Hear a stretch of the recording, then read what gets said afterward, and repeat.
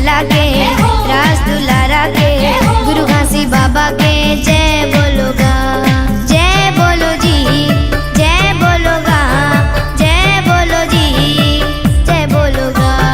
जय बोलो जी, जय बोलोगा, जय बोलो जी, जय बोलोगा। दो हाथ उठा के ताली बजाओ, ओ ताली बजाओ,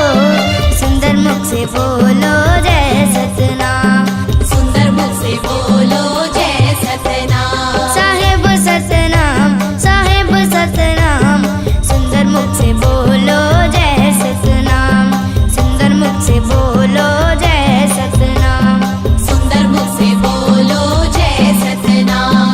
सुंदर मुख से बोलो जय सतनाम। मन के एक समान, जय सतनाम, जय सतनाम, हीरोपुरी के हीरा महान, सत्य अहिंसा के देते ज्ञान, दुनिया भर के सब मन खेला, मन के तह बताए मितान जय सतनाम, दुनिया भर के सब मन खेला, मन के तह बताए मितान जय सतनाम। मन के एक समान, जय सतनाम, जय सतनाम, हीरोपुरी के हीरा महान, सत्य अहिंसा के देते ज्ञान, दुनिया भर के सब मन खेला, मन के तह बताए मितान जय सतनाम, दुनिया भर के सब मन खेला, मन के तह बताए मितान जय सतनाम।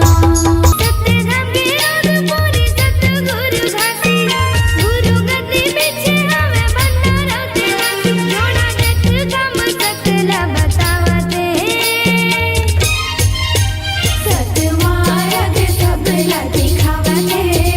सत धर्म के सीख सिखावते, सतमार्ग सबला दिखावते, सत धर्म के सीख सिखावते। सतनाम के रोज पूरी सतगुरु घासी, गुरु गद्दी बिछे हमें बंदा रहते नासी, जोड़ा जग कम सकला बतावते, सतमार्ग सबला दिखावते, सत धर्म के सीख सिखावते,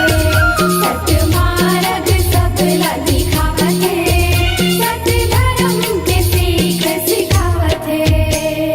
सुबह शाम करो गुरु के आरती, तन मन से करो गुरु के भक्ति, सुबह शाम करो गुरु की आरती,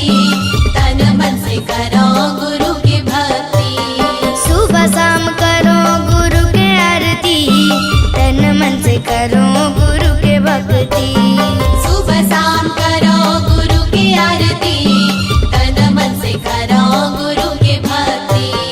सन 1756 कर साल है, माघ महीना पुण्य दिन सोमवार है, सन 1756 कर साल है, माघ महीना पुण्य दिन सोमवार है।